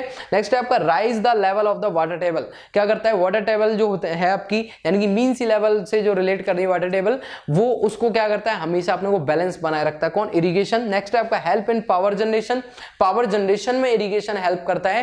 And the last one is revenue generation, revenue generation में भी बहुत बड़ा हाथ है किसका, that was of the irrigation system, ठीक है। ओके, तो ये अपने थे एडवांटेज ऑफ द इरिगेशन। अगर मैं देखता हूं डिसएडवांटेज ऑफ इरिगेशन सिस्टम, ठीक है। अब देखिए डिसएडवांटेज, जहां कहीं भी कुछ ना कुछ एडवांटेज है तो डिसएडवांटेज तो होने ही है, लेकिन डिसएडवांटेज को आप ध्यान रखें, डिसएडवांटेज कम है ऑफ द इरिगेशन, लेकिन एडवांटेज काफी ज्यादा है। एडवांटेज तो होगा ही क्योंकि पूरा अपना जो इंडिया है वो टोटली जो इसका एम्प्लॉयमेंट है ज्यादा ज्यादा वो किसके ऊपर डिपेंड है, अकॉर्डिंग टू द एग्रीकल्चर। और एग्रीकल्चर अगर ये अच्छा नहीं होगा तो इंडिया की जो इकोनॉमिक सिस्टम है वो बहुत ही खराब हो जाएगा, ठीक है। तो इसीलिए इंडिया के लिए जो एडवांटेज है वो तो ज्यादा ही होने चाहिए इरिगेशन सिस्टम के। तो अगर मैं देखूंगा डिसएडवांटेज, ठीक है, डिसएडवांटेज ऑफ इरिगेशन सिस्टम। अब देखिए डिसएडवांटेज क्या हो सकता है, मान लीजिए कि सॉइल में फर्टिलाइजर के फॉर्म में आपने क्या किया, नाइट्रेट्स को मिला दिया, ठीक है, सॉइल में आपने फर्टिलाइजर की फॉर्म में नाइट्रेट्स को मिला दिया, तो नाइट्रेट्स को मिलाने से क्या होगा, वो जो आपका ग्राउंड वाटर होता है वो क्या हो जाता है, पॉल्यूटेड हो जाता है। ठीक है, किसके लिए, इरिगेशन सिस्टम के लिए या फिर किसी सिस्टम के लिए आपने सॉइल का फर्टिलाइजेशन करने के लिए आपने उसमें नाइट्रेट्स मिला दिए, तो वो नाइट्रेट क्या करेंगे, जो आपका ग्राउंड वाटर है उसको पॉल्यूटेड कर देंगे।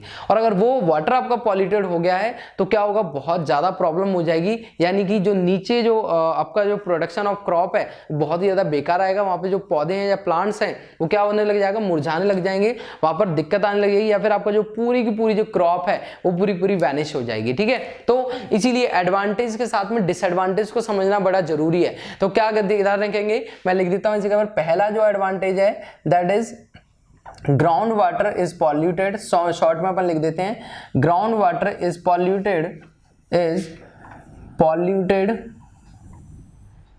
due to the nitrate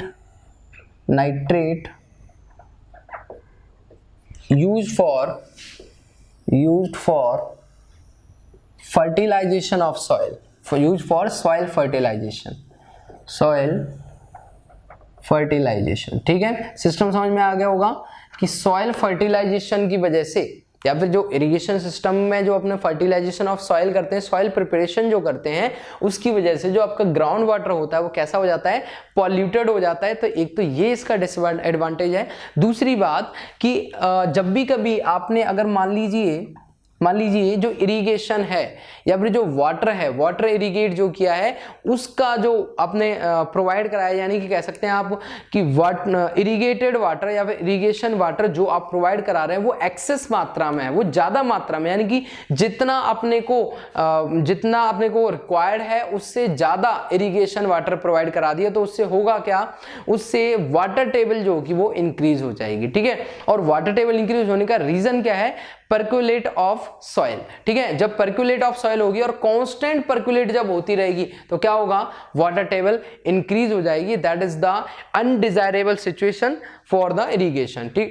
ठीक है, तो इरिगेशन का डिसएडवांटेज एक और क्या हो जाएगा कि अगर जो ग्राउंड टेबल है वो यानी कि जो आपका ग्राउंड वाटर टेबल है वो इंक्रीज, ज्यादा एक्स्ट्रा इंक्रीज हो जाएगी वो आपकी। ठीक है, किस कारण से, परक्यूलेट ऑफ सॉइल की वजह से। तो परक्यूलेशन ऑफ सॉइल जब एक्स्ट्रा होगा, किसकी वजह से हो रहा है एक्स्ट्रा, जब अपन इरिगेशन वाटर जो है आपका वो जरूरत से ज्यादा प्रोवाइड करा रहे हैं, तो उस सिचुएशन में। ठीक है, तो क्या होगा, मैं लिख देता हूं यहां पर, इफ इरिगेशन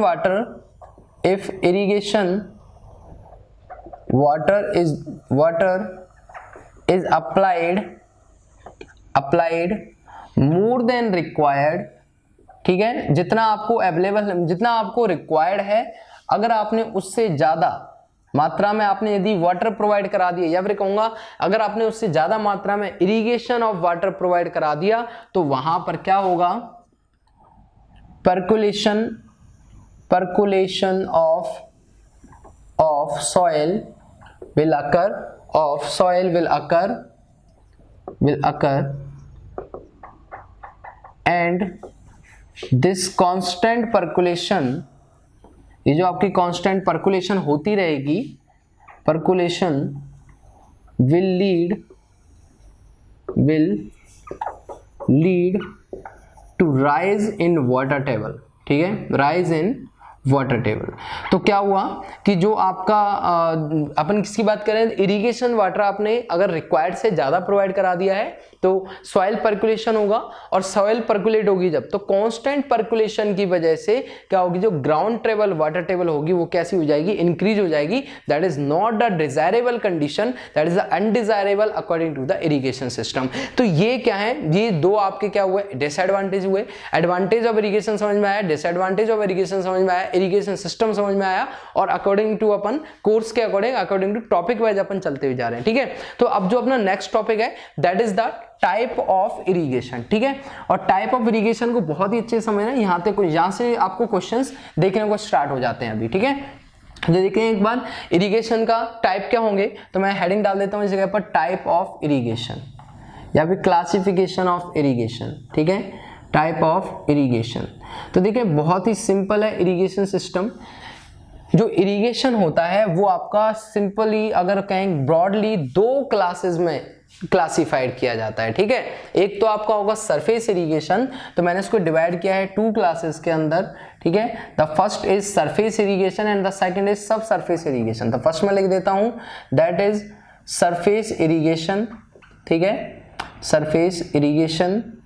और जो आपका सेकंड पार्ट है दैट इज सब सरफेस इरिगेशन, ठीक है। सेकंड आपका पार्ट है दैट इज सब सरफेस इरिगेशन। तो दोनों को ही अच्छे से समझना है आपको, सब सरफेस इरिगेशन। चलिए स्टार्ट करते हैं अपन कि भाई सरफेस इरिगेशन क्या है और सब सरफेस इरिगेशन क्या है। तो देखो सरफेस इरिगेशन का सीधा सीधा पहले मतलब समझना है अपने को, उसके बाद अपन बात करेंगे सब सरफेस इरिगेशन की। सरफेस इरिगेशन का मतलब ये है, मान लीजिए कि ये क्या है आपका ग्राउंड लेवल है, ठीक है। ध्यान से एक बार जितना ज्यादा आप समझते जाओगे from the diagram, from the practical life, उतना ज्यादा आप सीख पाओगे इरिगेशन के बारे में। तो ये मान लीजिए क्या है आपका ग्राउंड लेवल है। अब इस ग्राउंड लेवल पर यहां पर मान लीजिए कोई भी ये आपका प्लांट है, ठीक है। अब ये बहुत सारे इस जगह पर इस तरीके से आपके प्लांट्स लगे हुए हैं। अब इन प्लांट को क्या करना है आपको भाई, इरिगेशन करना है, यानी कि इनको इनकी ग्रोथ के लिए आपको वाटर रिक्वायरमेंट है, वाटर प्रोवाइड कराना है। तो आपने क्या किया, आपने अगर सरफेस सॉइल सरफेस पर डायरेक्टली आपने क्या किया, वाटर अप्लाई कर दिया। यानी कि कोई भी मान लीजिए यहां पर एक कुआं था, एक वेल था, जहां से आपने वाटर लिया और यहां पर क्या कर दिया, अप्लाई कर दिया, ठीक है। वाटर लिया और यहां से कोई भी वाटर को आपने क्या कर दिया, डायरेक्टली किसी भी सोर्स ऑफ द वाटर से आपने अप्लाई कर दिया और यहां पर जो सरफेस है इस पर डायरेक्टली गिर जाएगा ये, और यहां से क्या करेगा, धीरे धीरे रूट्स तक जाने लगेगा और उसके बाद इसकी ग्रोथ होने लगेगी, ठीक है। तो समझ में आ रहा है कि सॉइल सरफेस या सरफेस इरिगेशन का सीधा सीधा मतलब क्या है, जब डायरेक्टली वाटर को सरफेस ऑफ द सॉइल पर, सॉइल सरफेस पर प्रोवाइड करा दिया जाता है for the growth of the plant, that is called the surface irrigation, ठीक है। तो सरफेस इरिगेशन की डेफिनेशन एक बार लिख लेते हैं, तो लिख देता हूं मैं इसको कि if water is applied directly upon the soil surface, ठीक है, surface for growth of plant, तो प्लांट की ग्रोथ के लिए जब अपन वाटर को डायरेक्टली सॉइल सरफेस पर प्रोवाइड कराते हैं, समझ में आ गया होगा। If water is applied directly upon the soil surface for growth of the plant is called surface irrigation. Surface पर डायरेक्ट प्रोवाइड करा दो, उसके बाद वो धीरे धीरे नीचे सीपेज एक्शन के थ्रू नीचे धीरे धीरे जाती रहेगी, आपकी रूट्स तक भी जाएगी, पूरा का पूरा जो प्लांट है उसमें ग्रोथ होती रहेगी, ठीक है। That is called the surface irrigation. But लेकिन सब surface irrigation is different, totally different from this action, ठीक है। इसमें क्या होगा कि इसमें अपन सरफेस पर प्रोवाइड ना कराकर डायरेक्टली रूट जोन्स को, ठीक है, क्या किया, मान लीजिए ये आपका सरफेस है, यानी कि ये आपका ग्राउंड सरफेस है, और इस ग्राउंड सरफेस के नीचे अगर मैं बात कर रहा हूं तो इस ग्राउंड सरफेस के नीचे मान लीजिए आपका प्लांट है, ठीक है। फॉर एग्जाम्पल ये आपके प्लांट्स हैं, एक मैं आपको दोनों ही प्लांट बना देता हूँ, कुछ एक प्लांट्स, ठीक है। ये आपका प्लांट है और नीचे क्या है, इसकी कुछ ना कुछ रूट्स इस पर इस तरीके से जा रही हैं, ठीक है। अब ये रूट्स जा रही हैं तो इनको समझना बड़ा जरूरी है कि किस तरीके से सब सरफेस इरिगेशन होगा। तो क्या होता है, अब इसके कई सारे तरीके हैं, इसका आर्टिफिशियल मेथड भी हो सकता है, इसका नेचुरल मेथड भी हो सकता है, लेकिन हम आगे डिस्कस करेंगे। लेकिन मैं डायरेक्टली यहां पर एक बात बोल देता हूं, if water is applied to root zone directly, ठीक है। मैंने क्या कहा, रूट जोन डायरेक्टली, कि अगर मैं जो आपका वाटर है, अगर मैं वाटर को जो आपका इरिगेशन वाटर है, अगर मैं उसको डायरेक्टली रूट्स को प्रोवाइड करा दूं, ठीक है, नॉट ऑन द सरफेस, तो उसको अपन क्या बोलेंगे, that is called the sub surface irrigation.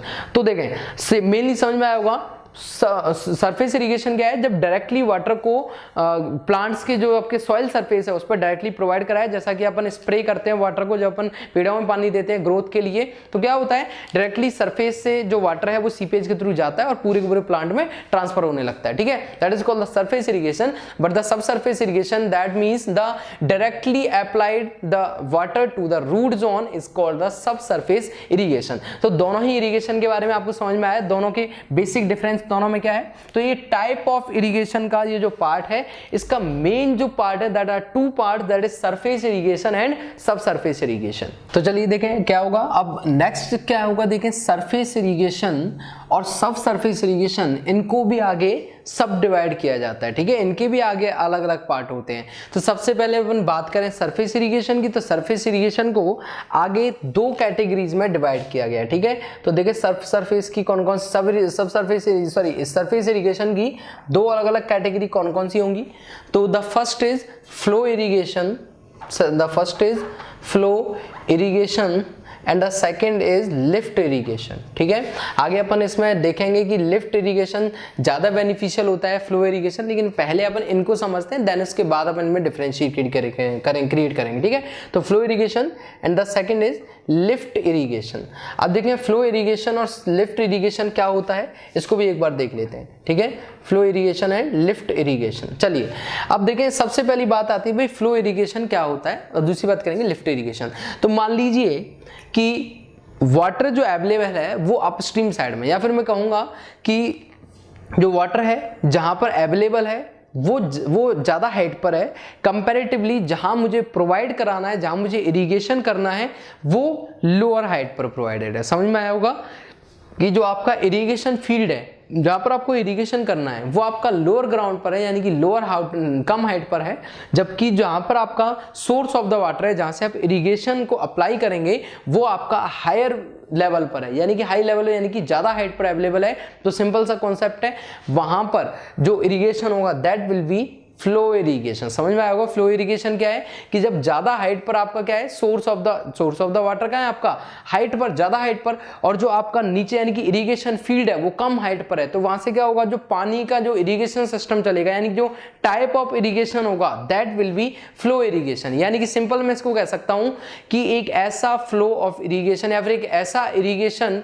जिसमें अवेलेबल वाटर जो होता है आपका वो जो आपका ग्राउंड है या फिर जो फील्ड है जहां पर इरिगेशन करना है वहां पर अंडर द ग्रेविटी फ्लो करता है, that is called the flow irrigation. समझ में आएगा फ्लो इरिगेशन क्या है। फ्लो इरिगेशन का सीधा सीधा रिलेशन किससे है, ग्रेविटी से। तो मैं यहां पर सिंपल लिख सकता हूं इसके लिए कि दैट इज अंडर ग्रेविटी, ठीक है, that is under gravity. Okay, clear समझ में आया होगा कि अगर फ्लो इरिगेशन हो रहा है तो अंडर ग्रेविटी होगा ये, ठीक है, सिंपल सी बात। तो अगर इसकी मैं बात करता हूं कौन सा सिस्टम होता है, देखें कैनाल सिस्टम। इसका अगर एग्जांपल लेंगे अपन तो कैनाल इरिगेशन, ठीक है, जो कैनाल इरिगेशन होता है that is the example of flow irrigation, ठीक है। जो कैनाल इरिगेशन इसका एग्जांपल, कारण क्या है, कैनाल इरिगेशन क्या होता है, ग्रेविटी के थ्रू वाटर। अब देखें अगर कैनाल ओसीएफ अपन पढ़ते हैं, open channel flow in the fluid mechanics का एक अलग एक वास्ट एक चैप्टर है, ठीक है। फ्लो ओपन चैनल फ्लो, वहां पे क्या होता है, ओपन चैनल यानी कि जिसमें फ्री सरफेस होता है, यानी कि वाटर। तो उसको सिविल इंजीनियरिंग पढ़ते हैं, मैकेनिकल इंजीनियरिंग का वो पार्ट क्यों नहीं है, क्योंकि अपन सिविल इंजीनियरिंग का ही काम होता है वाटर को एक जगह से दूसरी जगह तक डिस्ट्रीब्यूट करना। तो उसको किस तरीके से डिस्ट्रीब्यूट किया जाए without the minimum, with the help of, जिसमें मिनिमम से मिनिमम लॉस हो, loss of water, loss of due to frictions वगैरह। तो वहां पर क्या पढ़ना है, ओपन चैनल फ्लो। तो ओपन चैनल फ्लो का सीधा सीधा मतलब ही क्या होता है, कैनाल्स की डिजाइन, रिजर्वायर्स की डिजाइन, ठीक है। तो जो कैनाल होती है यानी कि वो अंडर ग्रेविटी। अब अगर देखिए, अगर मान लीजिए कि कैनाल को ऑपरेटेड करेंगे, पंप से ऑपरेट करेंगे या फिर इलेक्ट्रिसिटी ऑपरेटेड आपके कैनाल्स होंगे, तो कितनी ज्यादा आपको इलेक्ट्रिसिटी या फिर पावर की जरूरत होगी वाटर को एक जगह से दूसरी जगह तक ले जाने में। इसीलिए क्या किया जाता है कि इससे बचने के लिए लॉस इतना ज्यादा हो जाएगा कि आपको पानी को भेजने में इतना ज्यादा इन्वेस्टमेंट करना पड़ेगा कि आपको बहुत ज्यादा लॉस हो जाएगा आगे, ठीक है। इस वजह से हमेशा कैनाल जो होती हैं वो अंडर द ग्रेविटी फ्लो करती हैं। तो इस टाइप के जो इरिगेशन होता है उसको अपन क्या कहते हैं, that is called the flow irrigation, ठीक है, that is flow irrigation. The second is lift irrigation. अब देखें लिफ्ट के इसका क्या हुआ, just opposite of the flow irrigation, यानी कि अगर जहां पर आपको प्रोवाइड प्रोवाइड कराना है, इरिगेशन प्रोवाइड कराना है, या फिर जो फील्ड है आपका जिसको इरिगेशन करना है वो आपका ज्यादा हाइट पर है कंपैरेटिवली जहां आपके पास सोर्स ऑफ वाटर है। ठीक है, तो जहां पर आपका सोर्स ऑफ वाटर है वो आपका कम हाइट पर है, लेकिन जहां पर आपको इरिगेशन करना है, जहां पर आपको वाटर को पहुंचाना है वो आपका ज्यादा हाइट पर है। तो type of the irrigation will called lift irrigation. ठीक है, तो लिफ्ट इरिगेशन का मतलब तो समझ में आ गया, लेकिन लिफ्ट इरिगेशन क्या है? लिफ्ट इरिगेशन याद रखेंगे हमेशा मैकेनिकल प्रोसेस के थ्रू चलती है। ये किसके थ्रू? Under the gravity. ठीक है, लेकिन ये इसमें मैं लिखूंगा मैकेनिकल प्रोसेस। ठीक है, मैकेनिकल प्रोसेस। तो मैकेनिकल प्रोसेस यानी कि पंप वगैरह के थ्रू, पंपिंग प्रोसेस, पंप लगाना पड़ेगा, पंप के थ्रू वाटर को जो सक्स किया जाएगा और सक करने के बाद उसको दूसरी जगह पर ट्रांसफर किया जाएगा। ठीक है, तो लिफ्ट इरिगेशन में क्या होगा? मैकेनिकल प्रोसेस, मैकेनिकल पावर का यूज करना पड़ेगा तब जाके ये इरिगेशन आपका सक्सेसफुल होगा। ठीक है, तो लिफ्ट इरिगेशन देखें मैकेनिकल प्रोसेस के थ्रू हो रहा है और ये अंडर ग्रेविटी हो रहा है। कंपैरिजन दोनों में समझ में आ रहा है। इसका एग्जाम्पल मैंने लिखा कैनाल इरिगेशन और इसका मैं लिखूंगा ट्यूबवेल इरिगेशन। ठीक है, ट्यूबवेल में क्या होता है? आपको पावर जनरेशन की जरूरत पड़ती है, तो ट्यूबवेल इरिगेशन। ठीक है, पावर की रिक्वायरमेंट होती है, इस वजह से इसको कह दिया अपन ने मैकेनिकली ऑपरेटेड।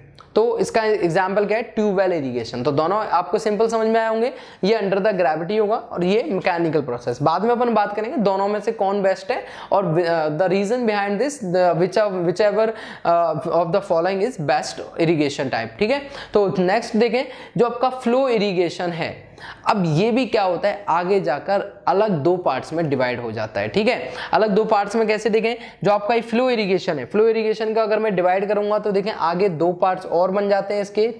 एक आपका बन जाता है, द फर्स्ट इज पेरेनियल। ठीक है, क्या नाम है इसका? मैं लिख देता हूं, दैट इज पेरेनियल। पेरेनियल, ठीक है, और पेरेनियल इरिगेशन, पेरेनियल इरिगेशन। और दूसरा है आपका फ्लडेड इरिगेशन, फ्लडेड इरिगेशन। तो दो आपके पार्ट यहां पर भी बन चुके हैं। कौन कौन सा? Perennial irrigation, flooded irrigation. ठीक है, अब पेरेनियल इरिगेशन, पेरेनियल का सीधा सीधा मतलब एक वर्ड में समझें, कांस्टेंट सप्लाई। ठीक है, कांस्टेंट सप्लाई का मतलब क्या है?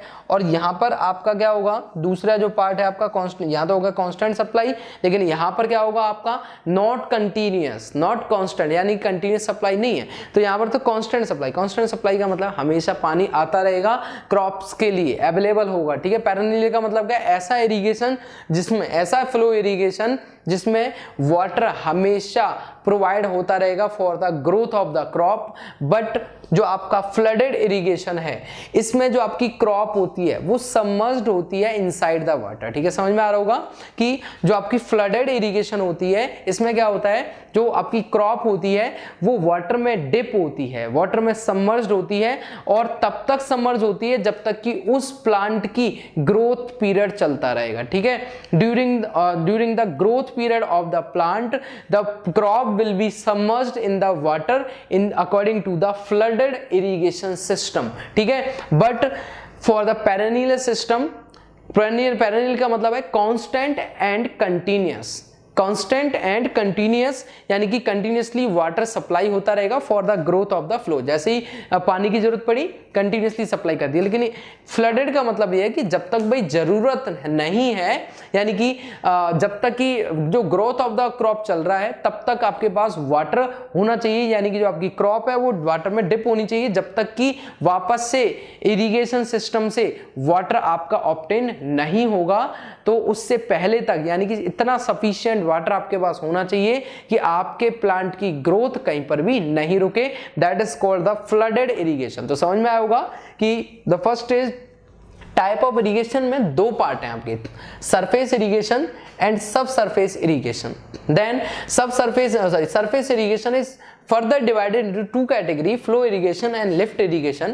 Flow irrigation means under gravity the flow of the water, या फिर irrigation, the under gravity irrigation system is called flow irrigation, and the mechanically operated irrigation system is called the lift irrigation. ठीक है, और इसके example flow irrigation canal system and lift irrigation में आपका tubewell irrigation आ जाएगी। ठीक है, next है कैनाल इरिगेशन। आगे फ्लो इरिगेशन को मैंने आगे फर्दर डिवाइड किया है दो पार्ट्स में, perennial irrigation and flooded. Perennial यानी कि constant and continuous supply of water, and flooded का मतलब है कंटिन्यूअसली क्या होगा, जो आपका क्रॉप है उसको सबमर्ज किया जाएगा वाटर में जब तक कि क्रॉप का ग्रोथ पीरियड कंप्लीट नहीं होगा। ठीक है, चलिए आगे अपन बात करते हैं सब सरफेस इरिगेशन पे।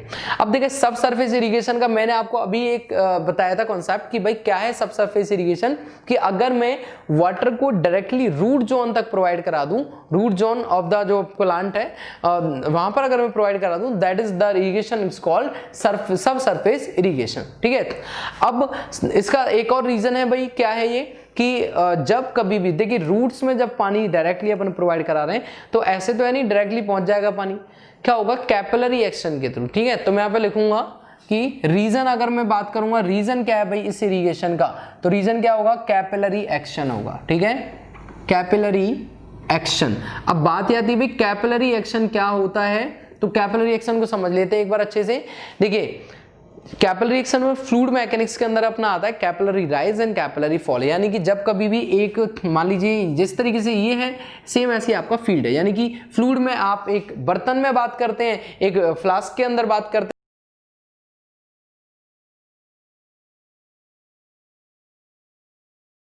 फील्ड में बात करेंगे तो ये आपका सिस्टम है, यानी कि एक इरिगेशन सिस्टम का फील्ड है मान लीजिए, और यहाँ पर क्या है, ये जैसे आपका बर्तन है इसमें पानी भरा हुआ है, सेम इसी तरीके से जो अगर फ्लूइड में पढ़ेंगे तो वेसल है, वेसल के अंदर वाटर भरा हुआ है। अगर मैं इरिगेशन में बात करूंगा तो ये एक फील्ड है और इस फील्ड के अंदर क्या हुआ है, पौधे हैं या फिर प्लांट्स हैं जिनकी ये आपकी रूट्स हैं। ठीक है, ये आपकी रूट्स हैं। अब और क्या रहा है कि जब पानी नीचे से प्रोवाइड कर रहा है, यानी कि इनके रूट जोन में प्रोवाइड करा दिया डायरेक्टली, तो कैपिलरी एक्शन के थ्रू ऊपर चढ़ता है। कैपिलरी एक्शन कहता है, कैपिलरी इफेक्ट क्या होता है कि जब कभी भी एक बहुत कम डायमीटर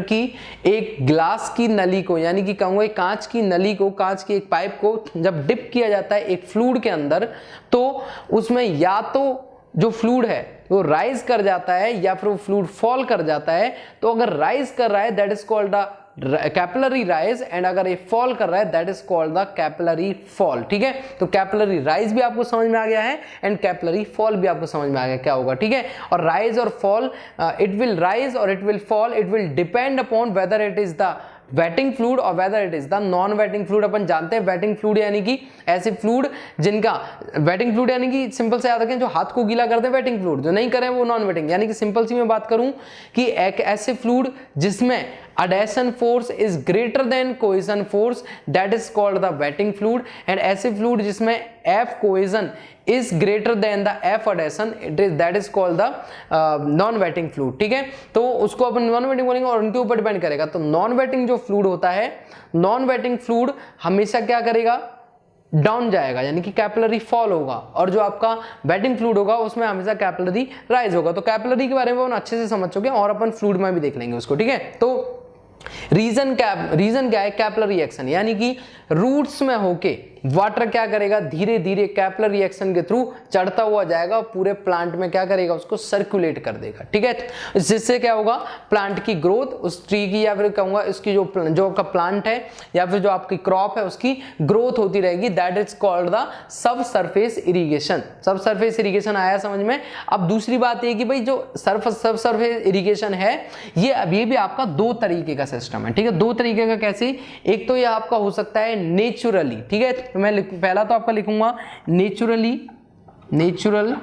ठीक है, और दूसरा मैं लिखूंगा आर्टिफिशियल सब सरफेस इरिगेशन। ठीक है, नेचुरल और आर्टिफिशियल। तो देखते हैं वो नेचुरल और आर्टिफिशियल सब सरफेस इरिगेशन क्या होता है।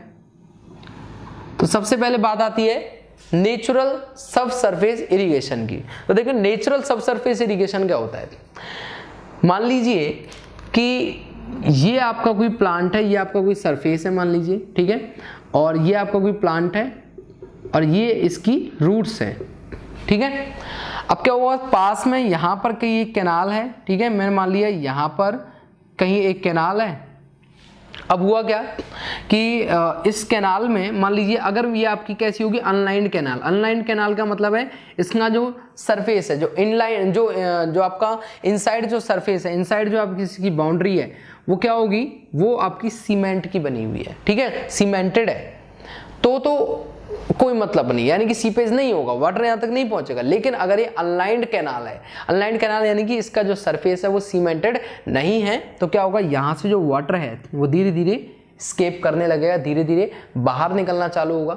और सीपेज एक्शन के थ्रू थोड़ा थोड़ा जो सीपेज हो रहा है, जो लीकेज हो रहा है वाटर का, वो धीरे धीरे क्या करेगा, फैलने लगेगा। जैसा कि अपन जानते हैं परमेबल सॉइल, जो परमेबिलिटी होती है उसकी, तो उसकी वजह से क्या होगा, धीरे धीरे रूट्स तक पहुंचने लगेगा यहाँ से पानी, ठीक है। और धीरे धीरे क्या होगा, कैपिलरी एक्शन के थ्रू, इस रूट्स के थ्रू इस पूरे प्लांट की ग्रोथ में हेल्प करेगा।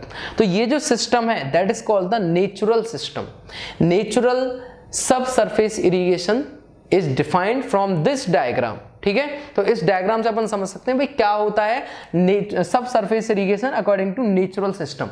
तो कैनाल से क्या होगा, अनलाइंड आपकी कैनाल है, ठीक है, सरफेस आपका सीमेंटेड नहीं है, तो यहां से क्या होगा, सीपेज एक्शन के थ्रू वाटर धीरे धीरे कहां पहुंच जाएगा, रूट्स तक पहुंच जाएगा और इसकी पेड़ की ग्रोथ होगी। तो इसको क्या बोल देंगे, नेचुरल सिस्टम। अब बात आती है भाई आर्टिफिशियल सिस्टम में क्या होगा। मान लीजिए कि ये आपका कोई सरफेस है, ग्राउंड सरफेस यानी कि सॉइल सरफेस है, और ये आपके बहुत सारे यहाँ पर मैंने ऐसे प्लांट्स बना दिए, ठीक है। अब ये जो आपके प्लांट्स बने हुए हैं, मान लीजिए मैं आर्टिफिशियल सिस्टम समझ रहा हूँ। आर्टिफिशियल सिस्टम में क्या करूँगा, एक बहुत पतला पाइप यहाँ से प्रोवाइड कराऊंगा, ठीक है, एक बहुत कम डायमीटर का एक मैं पाइप प्रोवाइड कराऊंगा इनसाइड द सॉइल सरफेस, ठीक है। सॉइल सरफेस के नीचे मैं अनलाइन जो अंडरलाइन एक सरफेस एक पाइप प्रोवाइड कराऊंगा जिसका डायमीटर काफी कम होगा, ठीक है। अब होगा क्या कि यहां से इसके बाद इस जगह पर होल्स होंगे, इसमें जहां जहां पर आपके प्लांट्स हैं वहां होल्स होंगे पास में उनके, और इन होल से क्या होगा, पानी जैसे ही बाहर निकलेगा तो कैपिलरी एक्शन के थ्रू ये जो प्लांट्स है ये इसको क्या करेंगे, ऑब्जर्व कर लेंगे और फिर धीरे धीरे प्लांट की ग्रोथ होती रहेगी, ठीक है। तो ये आपका नेचुरल सिस्टम समझ में आया। देन उसके बाद अपन ने आर्टिफिशियल सिस्टम को भी समझ लिया है। तो ये पूरा क्या है आपके सामने, that is the classification of irrigation. Classifier irrigation is defined as from this flow diagram. इसको आप अच्छे से याद रखें, यहां से क्वेश्चन अगर आपसे पूछता है तो आप बता सकते हैं कि किस इरिगेशन का नाम क्या होता है। क्लासिफिकेशन ऑफ इरिगेशन क्या है, सरफेस इरिगेशन, सब सरफेस इरिगेशन। यहां पर अगर दो बात करूंगा, फ्लो इरिगेशन, लिफ्ट इरिगेशन। आगे बात करूंगा, फ्लो इरिगेशन इज सब divided into perennial and the flooded irrigation, ठीक है। और आपका जो सब surface irrigation is divided into two categories, that is the natural subsurface irrigation and the artificial subsurface irrigation, okay। अब देखें ये अपन ने समझ लिया है, तो अब मैं समझूंगा कि भाई जो मेरा सरफेस ऑफ इरिगेशन, यानी कि दो तरीके की जो इरिगेशन थे मेरे सरफेस इरिगेशन में, that is flow irrigation and lift irrigation. तो इन दोनों में से कौन सा आपका इरिगेशन बेस्ट है और क्यों बेस्ट है, इन दोनों ही बातों को अपन समझते हैं, ठीक है।